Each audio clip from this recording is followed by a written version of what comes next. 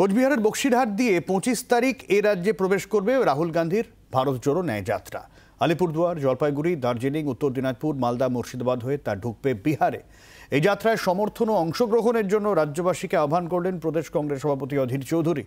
যাত্রাকে সাফল্যমণ্ডিত করার জন্য আবেদন করেছেন তিনি।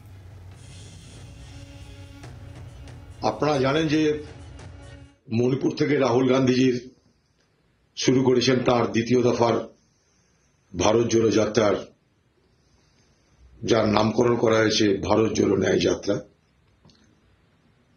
এই ভারত জোড়ো ন্যায় যাত্রা মণিপুর থেকে শুরু, সমাপ্তি যার মহারাষ্ট্র বোম্বেতে। আগামী 25 তারিখ রাহুল গান্ধীর সেই ন্যায় যাত্রা, ভারত জোড়ো ন্যায় যাত্রা পশ্চিমবঙ্গে কুচবিহার জেলার বক্সিরহাটে প্রবেশ করবে। তারপর পশ্চিমবঙ্গের কুচবিহার, আলিপুরদুয়ার, জলপাইগুড়ি, দার্জিলিং, উত্তর দিনাজপুর, মালদা, মুর্শিদাবাদ হয়ে আগামী দিনে ফিরে যাবে বিহারের পথে।